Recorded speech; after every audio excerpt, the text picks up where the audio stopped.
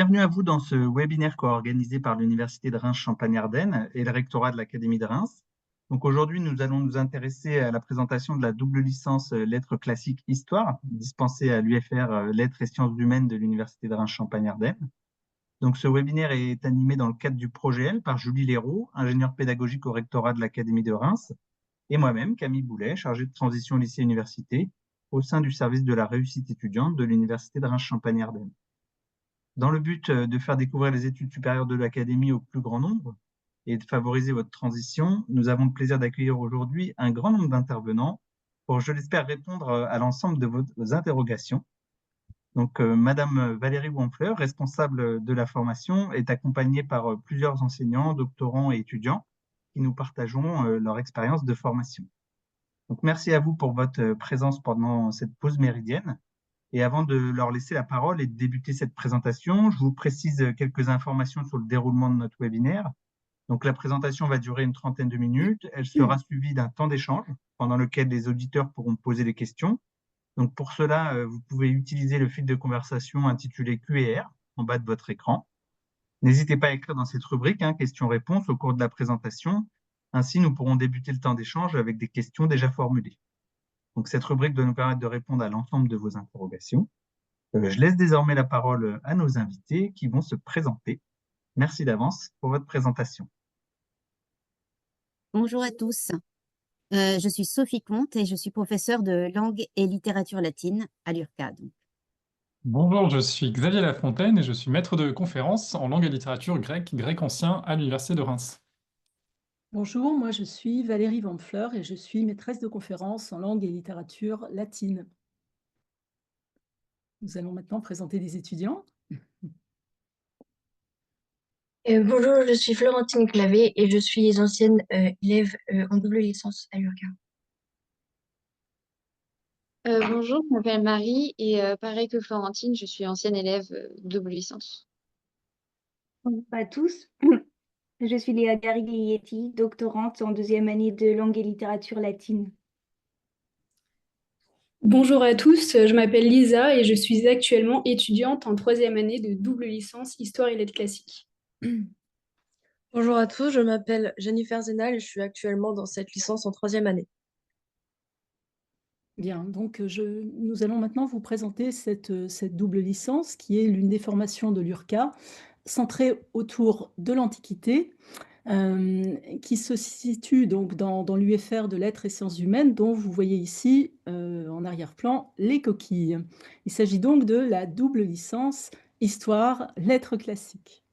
Cette formation est une formation innovante et assez unique en son genre, qui existe à Reims depuis un certain nombre d'années, puisque nous permettons aux étudiants d'obtenir, au terme des 3 années de licence, une licence complète en histoire, ainsi qu'une licence complète en lettres classiques, ce qui est un peu différent des licences labellisées humanité ou des licences d'histoire avec des options latin et grec.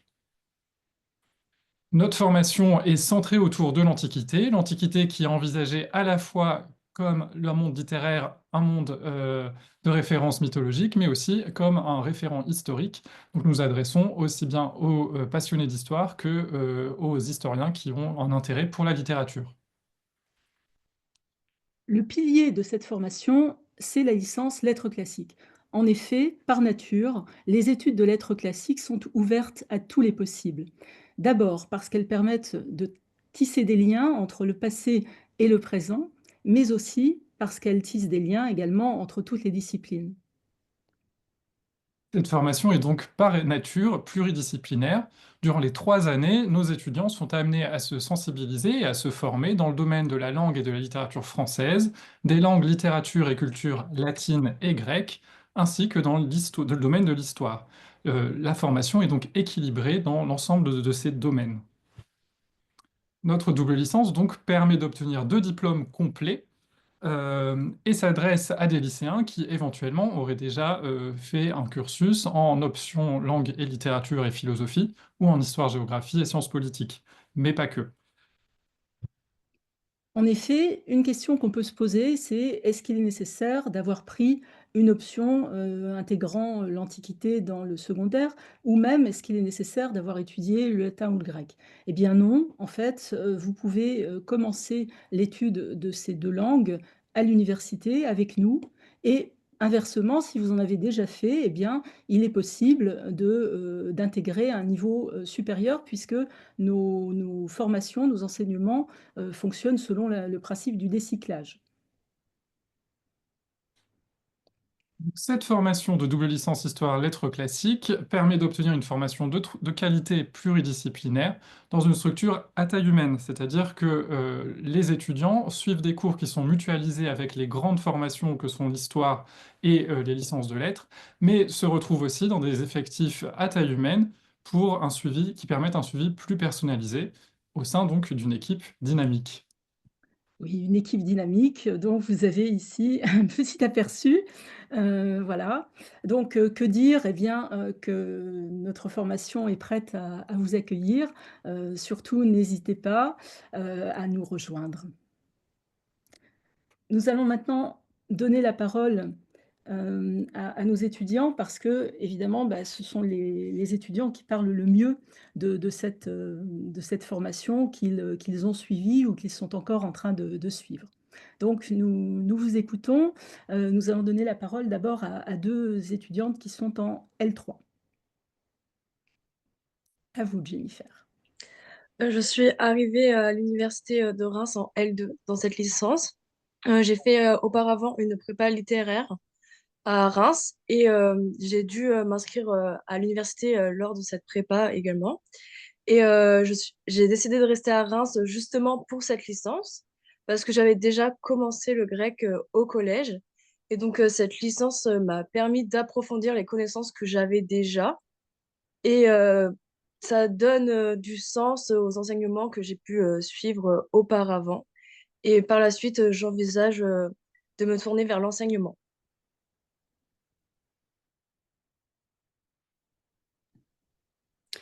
Alors moi, j'ai un intérêt particulier donc pour l'histoire et les lettres classiques depuis donc le collège, où depuis donc ce temps, je suis l'option latin et je l'ai continué au lycée aussi. Malgré un bac scientifique, j'ai intégré donc une prépa littéraire à Brest, donc pendant laquelle en deuxième année, je me suis spécialisée en lettres classiques. Et après est venu le moment où je devais choisir vers où me diriger. Et donc, j'ai cherché quelque chose qui liait l'histoire et les lettres classiques. Et c'est là que je suis tombée sur trois cursus possibles, donc, dont un à Reims. Et c'est vrai que la maquette m'a particulièrement intéressée. Et donc, j'ai choisi d'aller à Reims depuis Brest et donc poursuivre cette double licence.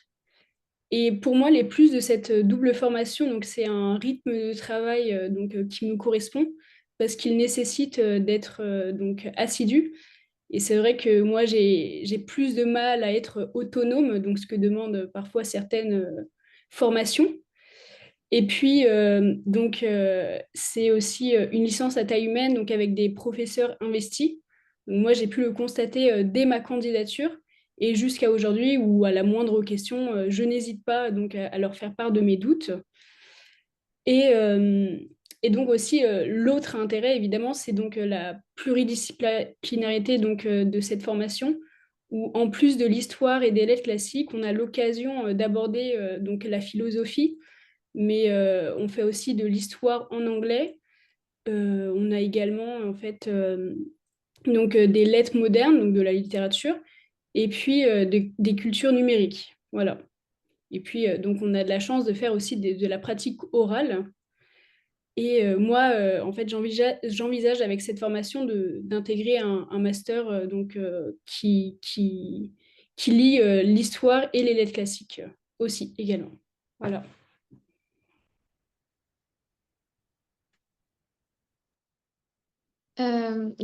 Avec Florentine, donc Florentine et moi, on était en double licence ensemble pendant les 3 ans. Donc on s'est rencontrés là et aujourd'hui on est toutes les deux en master. Donc on va vous faire part de notre parcours pour que vous ayez une idée de ce qu'on peut faire après aussi. Alors moi déjà j'ai eu un bac scientifique et je suis partie en prépa scientifique parce que je savais pas quoi faire. Et en fait, ça me plaisait pas, enfin, j'étais pas épanouie, donc j'ai décidé de changer. Et donc, comme quoi on peut venir de sciences et apprécier la double licence. Et aujourd'hui, je suis beaucoup plus heureuse en double licence. Alors déjà, pourquoi est-ce qu'il faut venir? Les points forts, avant tout, c'est nos professeurs qui sont très investis et très présents. Enfin, déjà, ils nous connaissent, ce qui peut être rare à la fac. Ils sont à l'écoute et ils sont toujours ouverts à l'idée de développer de nouvelles méthodes d'apprentissage des langues anciennes pour que ça soit plus pédagogique et plus accessible aux étudiants.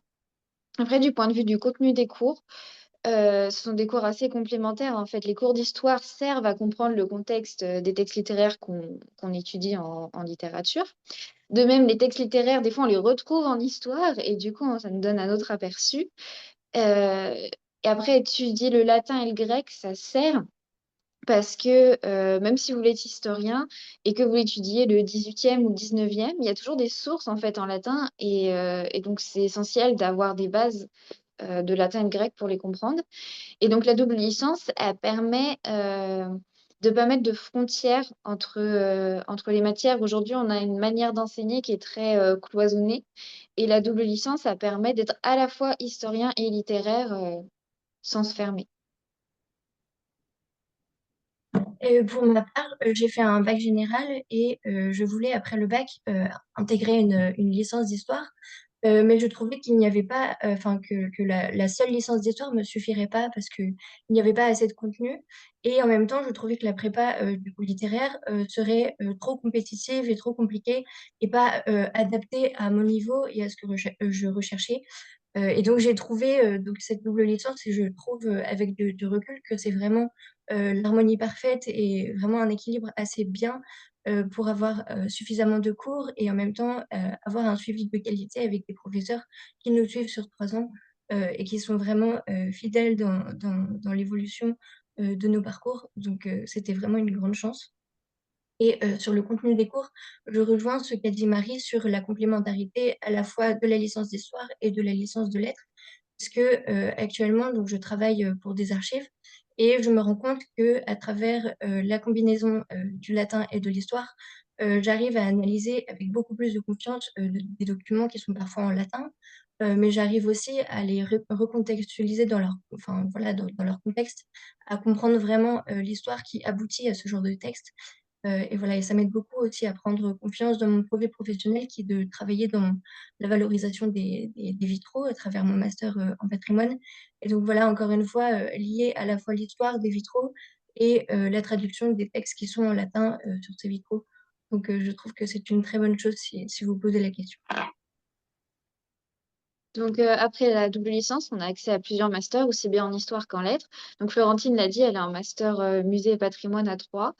Moi, je suis en master lettres et humanité à Reims. Donc, c'est un master, on a toujours des cours de littérature, mais aussi, ça apprend aussi à faire un travail de recherche. Donc, il n'y a pas que l'enseignement comme débouché. Et, euh, et du point de vue vécu personnel, bah, moi, j'ai appris beaucoup de choses et je trouve ça très épanouissant.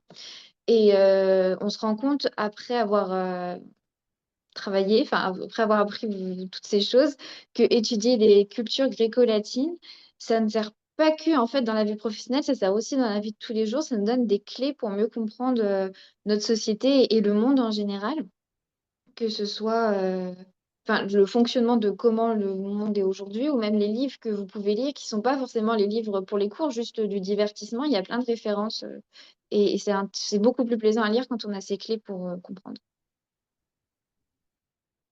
Et quant au débouché, donc comme le disait Marie, faire ce genre de parcours ne veut pas nécessairement dire qu'on veut intégrer après un master MEF en professorat. Mais par exemple, moi j'ai intégré un master qui est assez professionnalisant dans le patrimoine et donc qui me permet de lier à travers tous les cours que j'ai reçus en double licence, voilà, tout ce contexte de l'histoire et aussi toute cette richesse que nous donne l'histoire et les lettres. Et donc, évidemment, c'est assez utile et c'est vraiment une bonne chose. Et donc, on a énormément de culture aussi. Après ça, on est capable de parler autant en histoire qu'en lettres et de lier vraiment tout ce qu'on a pu apprendre et vraiment de complémentariser vraiment tout ce qu'on a pu apprendre. et c'est très utile pour l'élaboration d'un projet professionnel parce que les professeurs, comme je l'ai dit, nous suivent vraiment et ils voient nos failles, ils voient aussi nos forces et donc avec ça, ils nous aident à choisir ce qui nous conviendra le mieux plus tard. Donc évidemment, ça peut être dans le professorat, mais dans le patrimoine et comme dans plein d'autres domaines des sciences et enfin des sciences humaines et voilà de la culture.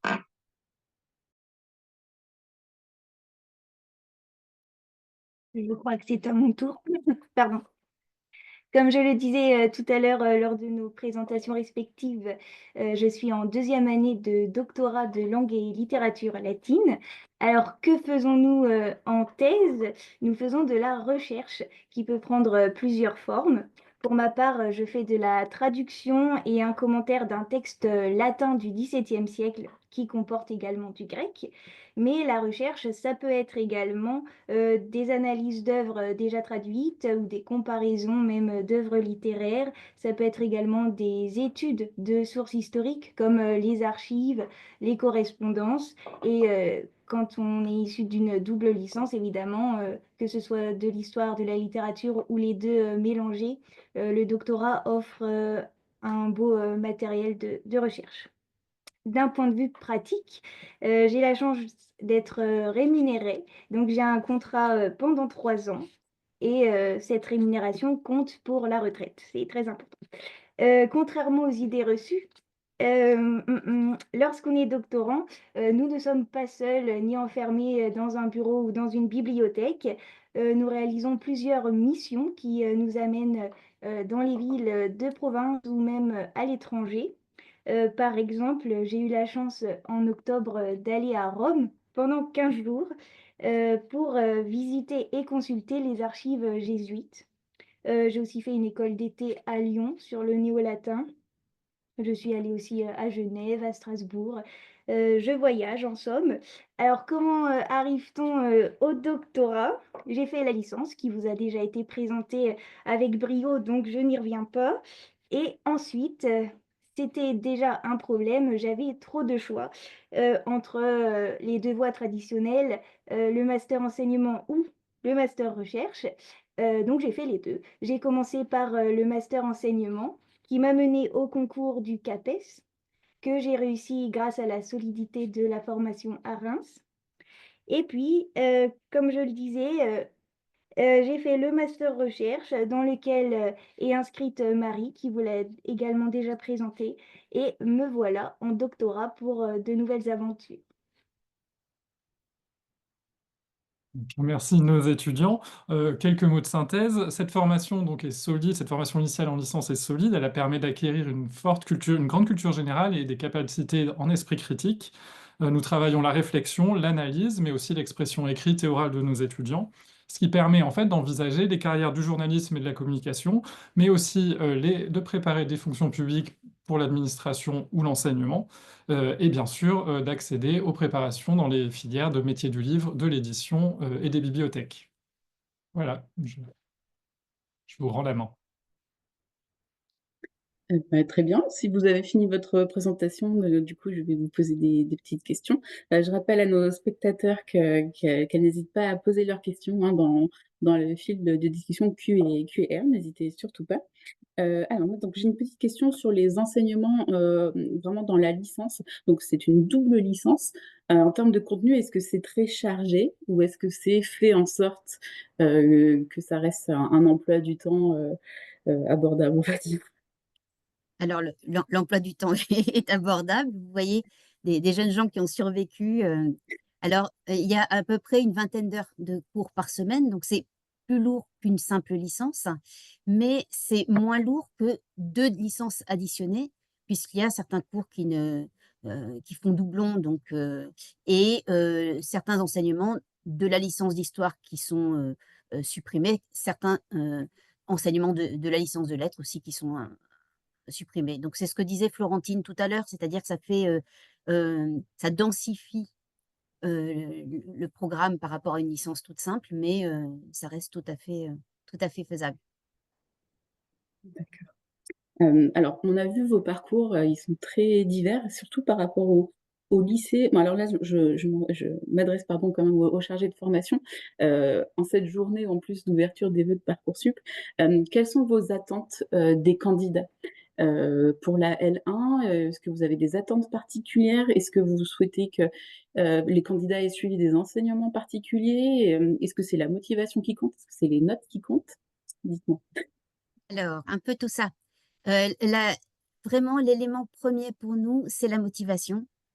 Et je signale à ce propos que nous lisons intégralement toutes les lettres de motivation et même nous les notons en fait, puisque c'est un critère qui est primordial pour nous. Et ce qui compte, c'est que vous ayez envie d'étudier l'Antiquité. Le mot-clé, c'est Antiquité, et que vous sachiez en dire.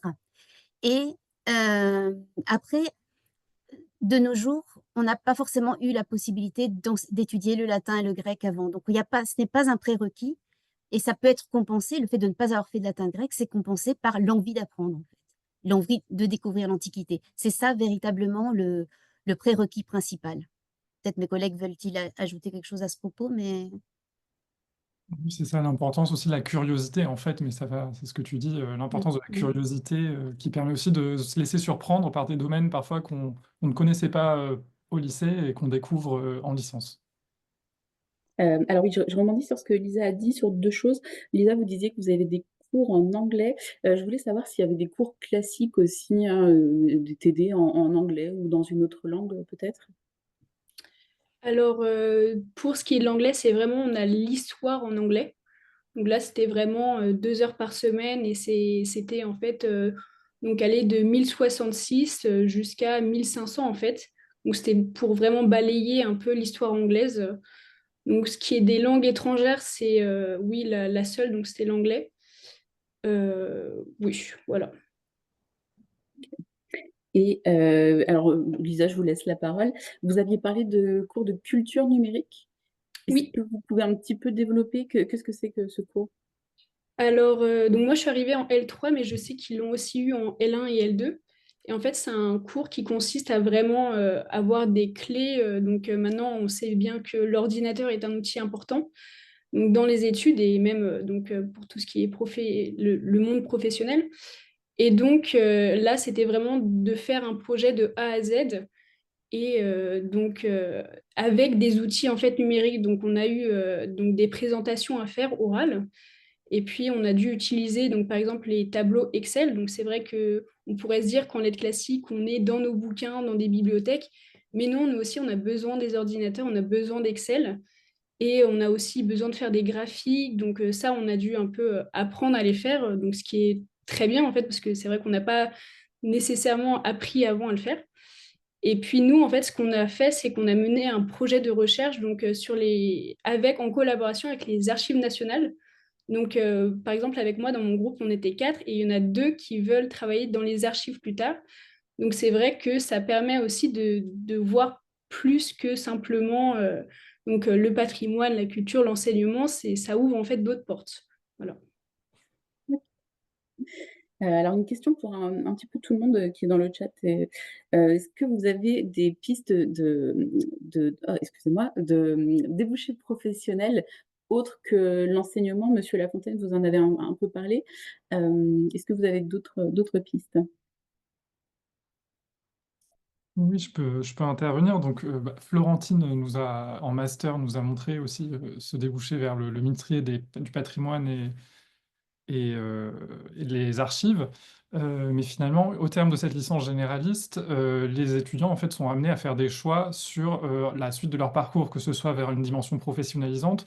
Donc là, on peut penser aux concours d'accès aux écoles de journalisme, aux écoles de communication, notamment certains masters ouverts dans les instituts d'études politiques, les écoles de commerce et ce type de formation. Mais aussi donc des modules de pré-professionnalisation sur les métiers des bibliothécaires, des bibliothèques et de l'édition en général. Et donc finalement, c'est après qu'on se focus sur une préparation en fonction des concours ou des écoles auxquelles on veut accéder.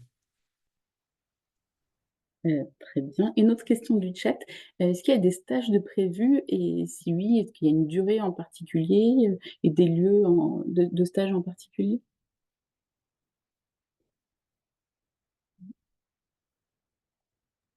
Il y a un stage qui est prévu en L3 et d'une quinzaine de jours. Et ce sont les étudiants qui choisissent l'endroit où ils font leur stage. Et l'emploi du temps est aménagé pour qu'ils puissent, au premier semestre, faire ce stage. Mais peut-être les étudiants veulent-ils compléter? Si vous voulez, je peux prendre la parole comme je viens juste de le faire. C'était au premier semestre. Donc, je l'ai fait pendant les vacances donc, de novembre, en octobre-novembre. Et puis, j'ai fait une deuxième semaine, là, juste avant les examens au mois de décembre. Donc, moi, j'ai choisi de le faire dans un collège. Donc, j'ai suivi une professeure donc de français et une professeure de latin. Donc, ça m'a permis, en fait, de confirmer ou juste de voir à peu près à quoi ressemble le métier de professeur. Donc c'est vrai que j'ai choisi ça, mais j'aurais pu le faire autre part. Il n'y avait pas vraiment de conditions sur le choix. Quelqu'un veut ajouter quelque chose peut-être sur les lieux de stage? Si vous voulez des exemples de lieux de stage autres que l'enseignement, personnellement, l'année dernière, je l'ai fait dans une radio. Il y en a qui l'ont fait chez des libraires. Voilà, j'avais aussi postulé dans un théâtre. Alors, c'était possible, mais pas aux dates que je proposais. Donc, c'est possible de le faire dans des lieux culturels. Alors, j'avais une question sur les effectifs, parce que vous avez répété que, pardon, que c'est c'est à taille humaine, pardon, c'est une licence à taille humaine. Il y a combien d'étudiants environ de la L1 à la L3? Alors nous sommes une formation, assez peu, avec des effectifs assez restreints. Mais ce qu'il faut savoir, c'est que la plupart des cours, sont mutualisés avec, d'autres enseignements, hein, aussi bien en interne que, avec des enseignements qui font partie intégrante de la licence de lettres modernes ou bien de la licence d'histoire. Si bien que, même si alors nos effectifs globaux, c'est peut-être une quarantaine, d'étudiants, les 3 années de licence, et le master. Mais voilà, dans chaque niveau, les étudiants sont, mêlés avec d'autres étudiants, que ce soit du même parcours ou bien, justement des 2 autres licences qui constituent, en fait, c'est une espèce de trépied, hein, cette double licence.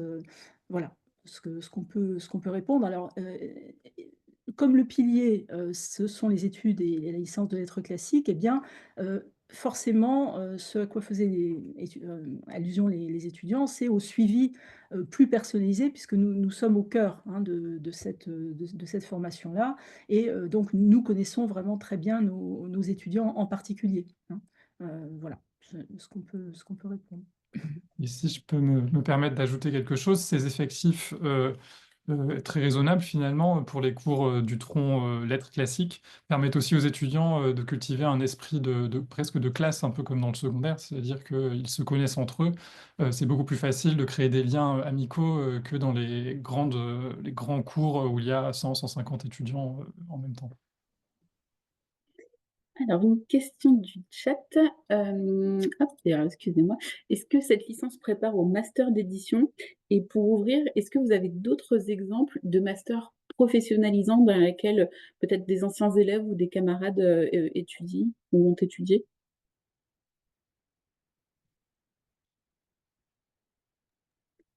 Je n'en ai pas en tête, mais l'édition, pourquoi pas, oui, parce que en fait, c'est une formation généraliste en sciences humaines, en littérature et sciences humaines, extrêmement complète. Donc en fait, ce sont des jeunes gens qui ont les compétences d'un historien, donc la capacité de synthèse d'un historien et la capacité d'analyse d'un littéraire. Donc pour tous les, tous les parce qu'il s'agit de concourir pour un master, notamment l'édition où il est question des livres, c'est quand même le cœur de nos préoccupations, ils sont en mesure de le faire. Alors après, tout dépend des désirs des uns et des autres. Voilà, nous n'avons pas d'exemple précis, sauf si mes collègues veulent prendre la parole. En fait, pour compléter ce que Sophie vient de dire, effectivement, les étudiants sortent de cette formation avec des aptitudes multiples, si bien qu'ils peuvent envisager différentes sortes de concours, différentes sortes de formations ultérieures, hein. Ils sont préparés en fait de différents points de vue, hein. Il y a différents aspects qui sont développés de manière très complète dans cette formation et donc qui leur permettent d'envisager énormément de choses. Surtout aujourd'hui où les parcours finalement sont plus complexes peut-être qu'ils ne l'étaient dans notre génération où précisément le cumul de compétences très, très diversifiées est particulièrement valorisé. Quelqu'un veut ajouter quelque chose? Non? Ok. Oui. Oui, Ouais, moi, je veux allez-y, bien Léa. ajouter quelque chose parce que justement, j'en avais parlé avec une spécialiste de l'insertion professionnelle. En fait, aujourd'hui, la société réfléchit vraiment en termes de compétences, comme viennent de le dire Madame Comte et Madame Van Fleur. Et donc, en fait, la licence, elle nous donne quoi? La compétence de rédiger, de réfléchir, de communiquer, de faire des bibliographies, d'analyser, que sais-je. Et la société n'est peut-être pas forcément à l'aise avec le statut de lettré ou d'historien. Elle ne sait pas trop quoi en faire et comment en tirer profit. Mais si les étudiants, eux, savent dire, mais moi, je sais faire ci, je sais faire ça, et donc je peux prétendre à aller dans n'importe quel secteur et utiliser mes qualités, en fait, on est très, très polyvalent. Il suffit juste d'avoir un petit peu d'imagination et d'avoir de la curiosité, de l'ouverture d'esprit. Et là, tous les champs possibles nous sont ouverts. Alors Léa, j'ai une question justement à vous poser. Vous parliez du CAPES, donc vous avez obtenu le CAPES. Est-ce que vous pouvez préciser, est-ce que c'était en histoire, en lettres classiques ou en lettres modernes? Alors, j'ai passé le CAPES de lettres classiques. C'est celui qui mène à enseigner le latin, le grec ancien et le français en collège et en lycée, voire en prépa. Très bien. Donc en fait, votre licence et après le master MEF, potentiellement, on peut passer aussi bien le CAPES d'histoire que de lettres classiques, lettres modernes. Tout à fait. Est-ce que vous pouvez justement dire un petit mot sur les cours de lettres modernes qui sont dispensés dans votre licence? Quels cours vous proposez, par exemple? Alors ces cours-là, en fait, ce ne sont pas les 3 personnes les 3 enseignants que vous avez sous les yeux qui les dispensent, hein, puisque c'est la partie précisément de notre formation, qui est mutualisée avec, le département de lettres modernes. D'accord? Donc voilà, sont nos collègues, qui dispensent cet enseignement à la fois à leurs étudiants qui font la licence simple de lettres modernes et pour une partie à nos étudiants qui sont dans ce cursus, hein. Donc il y a des enseignements de littérature, soit très généralistes, par période ou plus spécifiques, centrés sur un auteur par exemple. Et puis il y a quelques enseignements également d'ordre linguistique, stylistique. Hein, voilà, donc en fait, la double licence sélectionne, on disait que ce n'était pas 2 licences côte à côte, mais quelque chose d'intermédiaire, hein, donc entre 20 et 25 heures de cours par semaine selon les semestres, qui sélectionne à la fois la licence de lettres modernes et la licence d'histoire, des éléments qui nous ont semblé pertinents, hein, pour venir alimenter notre tronc commun qui est celui de la licence de lettres classiques. Voilà, hein, donc nous avons réfléchi justement à articuler, hein, quand nous avons élaboré cette maquette, à articuler les 3 formations de la manière la plus pertinente possible et la plus efficace possible. Une question dans le chat, est-ce que vous avez des sources d'informations sur l'actualité de l'histoire et de la culture de l'Antiquité à recommander?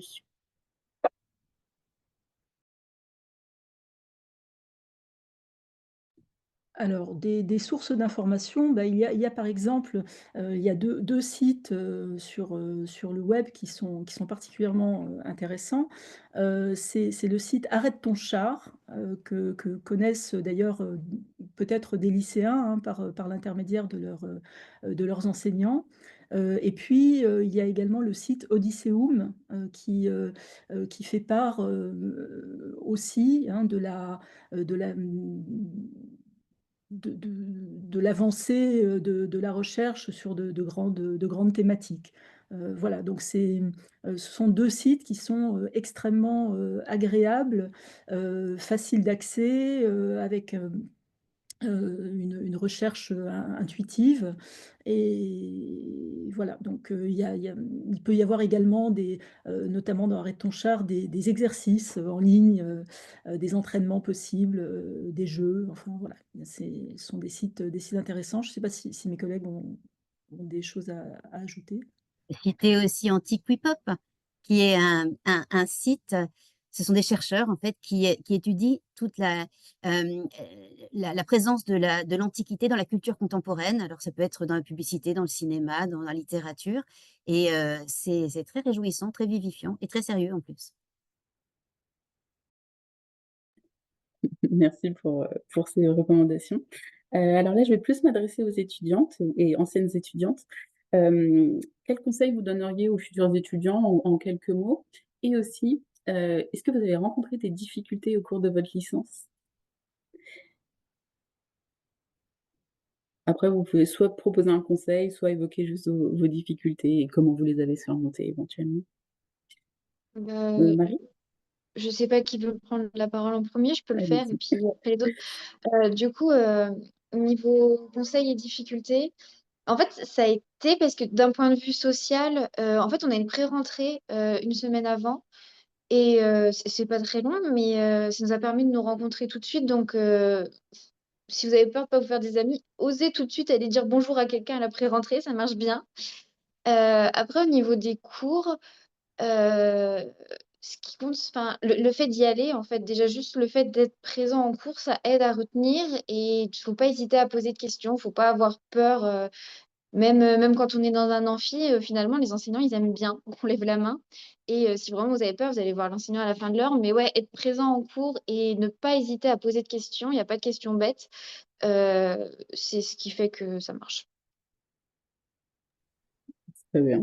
Florentine, vous voulez dire quelque chose? Oui, si j'ai un conseil à donner aussi, c'est de bien s'entourer. Enfin, comme on le disait, c'est vraiment une promo à taille humaine comme une classe.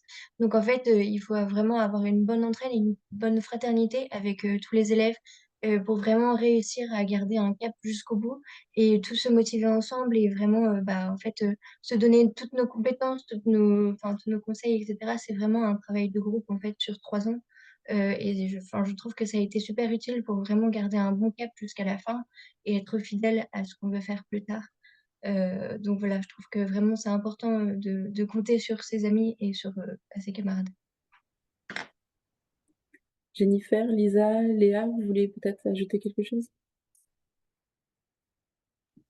Alors moi, je peux ajouter, enfin ça revient hein, sur ce que disent mes camarades, mais donc être assidu, donc comme elle le dit, que ce soit juste en étant présent ou même bah, forcément le soir faire un petit peu tous les jours pour pas se retrouver à faire tout la veille. Et pour moi, c'est vraiment donc le plus de cette formation, comme on a des devoirs, comme l'aurait en fait un lycéen, et bah, ça permet de rester assidu en fait. Et même on a des contrôles au cours des semestres. Et vraiment, pour moi, c'est vraiment une chance parce qu'on a la possibilité en fait d'être accompagné tout au long de notre cursus. Voilà, et puis rester curieux, en fait, c'est vraiment l'avantage de nos cours, c'est qu'on a des professeurs qui sont passionnés et ça se voit. Et donc, nous, ça nous motive aussi à nous intéresser un peu plus à ces matières-là. Jennifer, Léa, est-ce que vous voulez Oui, ajouter quelque chose? bah, Oui. je vais surenchérir sur ce qu'a dit Lisa avec ma vision très idéaliste. C'est-à-dire que l'important, c'est vraiment d'aimer ce qu'on fait pour réussir et ne pas forcément se polluer l'esprit en se demandant est-ce que je vais y arriver, est-ce que je vais pas avoir des difficultés, etc. Tant qu'on aime ce qu'on fait, normalement, on va imprégner on va s'imprégner facilement des matières. Donc voilà. Faut être assez détendu et vraiment être intuitif et se laisser guider par la passion. Jennifer, vous voulez ajouter quelque chose? Bah, du coup, je reviens sur ce qu'ont dit mes camarades, c'est vraiment l'entraide entre nous qui fonctionne plutôt bien, on peut compter sur les autres. Et le fait d'avoir une bonne organisation, de ne pas s'y prendre au dernier moment, ça aide. Et avec la passion, ça nous pousse à y arriver. Et ne pas hésiter à demander aux professeurs aussi, parce qu'ils sont toujours là pour répondre à nos questions, peu importe le moment, envoyer un mail ou à la fin des cours. Très bien. Alors, j'ai une question un peu plus pointue et j'espère qu'elle ne sera pas piège. Où est-ce que vous arrêtez l'Antiquité? La date à peu près? Parce qu'on sait que parfois, l'Antiquité, ça peut être variable selon les dates. Et est-ce que vous vous concentrez sur le monde grec et latin ou est-ce que vous pouvez parler de l'Antiquité du Japon, par exemple, ou d'autres civilisations? Qui veut répondre à cette question? Madame Comte. Alors, vous n'êtes pas obligé de répondre si vous ne vous sentez pas de répondre. Alors, je vais répondre à la deuxième partie, puis je vais laisser la parole à mes collègues. Alors, c'est essentiellement l'Antiquité latine et grecque quand même, parce que nous avons déjà fort à faire et l'ampleur temporelle est très large et mes collègues vont compléter. Oui, j'allais dire, l'Antiquité ne s'arrête jamais. C'est peut-être un peu excessif, mais on peut en fait, l'Antiquité a fourni tout un réservoir de modèles, que ce soit des modèles, littéraires, mais aussi des modèles, iconographiques, des modèles de pensée, que l'on retrouve, à peu près à tous les niveaux dans la société actuelle. On peut aussi parler de modèles politiques, hein. On peut très bien analyser la vie politique actuelle à l'aune de ce qui se passait dans l'Antiquité, l'art du discours également. Voilà, les anciens ont posé des jalons qui permettent, comme on le disait, de mieux comprendre le monde présent. Plus concrètement, dans nos cours, en fait, nous allons jusqu'à établir ces ponts dans des cours qui s'appellent par exemple monde romain, monde grec, où nous mettons en évidence un thème, la façon dont il est développé dans l'Antiquité. Alors ça peut être, moi j'ai développé cette année l'idée du travail dans l'Antiquité. Une autre année, c'était les formes du pouvoir. Bon, voilà, il y a plein de possibilités. L'altérité. Donc ces cours-là sont des cours véritablement d'ouverture qui permettent de penser le présent à travers l'étude du passé. Il y a également un cours qui s'appelle Transmission des modèles. Donc ça, c'est le type de cours qui permet justement de faire des ponts entre l'Antiquité et nos objets de recherche, par exemple. Voilà, on peut étudier du latin du XVIIe siècle. C'est le cas de deux d'entre nous, ce qu'on appelle le néo-latin, hein. Donc on continue à écrire des textes en latin au XVIIe siècle, alors encore après, mais notamment au XVIIe siècle. Et ce cours de transmission des modèles nous permet justement de travailler à rebours, c'est-à-dire de montrer comment, dans ces textes, eh bien, le passé est présent, le passé est convoqué et intervient. Voilà, donc exemple, le temps de Louis XIII, la cour de Louis XIII à l'aune du passé. Et puis, il y a aussi un cours qui s'appelle Actualité de l'Antiquité et qui rejoint ce que disait Sophie Comte au sujet du site Antiquipop, hein. Donc, ce cours-là sert à montrer justement comment l'Antiquité est présente aujourd'hui à travers, alors on va dire, par exemple, Sophie qui en parlera mieux, les mangas, à travers la fantasy, enfin, voilà, à travers énormément la publicité, enfin, voilà. Et nous parlons quand même de la vraie Antiquité, hein. Nous Et faisons oui, des cours aussi quand même sur Sénèque, Juvénal et les auteurs grecs, Hérodote. Et voilà, donc il y a vraiment, c'est bien connaître les auteurs classiques pour pouvoir justement ensuite voilà, s'ouvrir à toutes les métamorphoses et toutes les postérités. Mais peut-être Xavier Lafontaine. Et si je peux, oui, intervenir pour le domaine grec, effectivement, ce qui est intéressant dans le domaine grec, c'est notamment, par exemple, pour les cours de philologie, on s'intéresse à la transmission des manuscrits grecs. Alors, ça peut paraître un peu lointain pour beaucoup de personnes, mais un manuscrit, c'est un texte qui se copie et qui circule, et donc on est obligé de s'intéresser au contexte byzantin, comment les livres ont circulé, comment ils sont arrivés à la Renaissance en Occident, et comment, en fait, on a eu accès à cette culture gréco-latine au cours des siècles. Donc c'est effectivement une vision assez large. On est obligé, en fait, si on veut travailler sur l'Antiquité, d'avoir aussi une vision assez large de ce qu'elle implique. Très Et bien. j'ajouterais Oui, allez-y. j'ajouterais aussi enfin, c'est ce en quoi ces études-là sont très importantes parce qu'elles permettent de ne pas oublier la transmission, l'idée de transmission, l'idée de, comme disait Sophie, de métamorphose des savoirs au fil des siècles. Et ces études-là, en fait, permettent de se souvenir dans un temps où tout va très très vite et où on a tendance à être dans l'immédiateté. Nous avons un champ assez large et un recul assez important, justement. Et ça, je pense que nos étudiants en sont conscients. Voilà, c'est toujours l'idée de donner des clés et de prendre conscience aussi de l'épaisseur du temps. Très bien, merci. J'ai juste une dernière question. Vous serez présent lors des portes ouvertes de l'URCA le 1er mars, 1er février? C'est bien ça, Bien hein? sûr. Oui, bien sûr. Toujours, toujours, avec des étudiants, avec de très jolis flyers. Parfait. Je passe la main à Camille. C'est à toi. Merci donc, pour votre présentation. Moi, j'avais juste une petite dernière question. Je profite qu'on a des étudiants, parce que c'est pas tout le temps le cas. Sur l'organisation du travail, vous nous avez dit qu'il y avait une vingtaine d'heures, 20-25 heures de cours par semaine.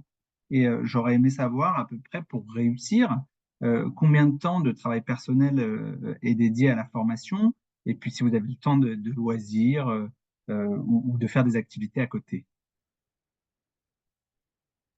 Alors, si vous le souhaitez, je peux commencer. Donc moi, j'essaye de travailler un peu tous les soirs pour vraiment garder un rythme. Et puis, je sais qu'en fait, comme on a souvent les mêmes devoirs toutes les semaines, j'ai un temps en fait dédié à chaque matière. Donc, ce qui me permet en fait d'avoir un emploi du temps assez précis sur mes semaines. Et puis sinon, à côté, je suis toujours dans un club de sport, je fais de la compétition, donc il n'y a pas de souci, on peut très bien lier les deux.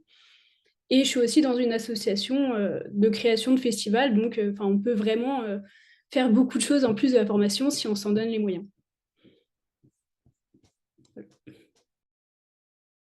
Parfait. Est-ce que d'autres veulent rajouter quelques mots?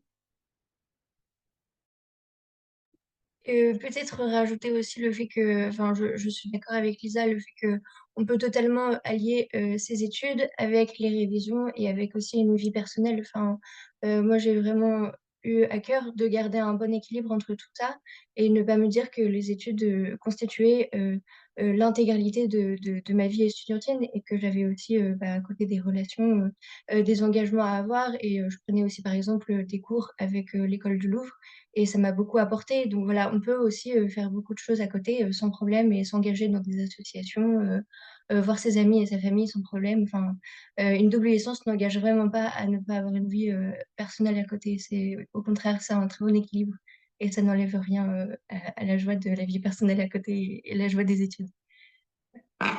Merci beaucoup, hein, en tout cas J'ajouterais pour, oui. j'ajouterais que c'est ce à quoi nous engageons nos étudiants. Nous leur conseillons effectivement constamment d'avoir un équilibre, de faire du sport, de se cultiver à l'extérieur, d'aller voir des spectacles, de voir leurs amis, leur famille, bien évidemment, de faire des pauses, etc., etc.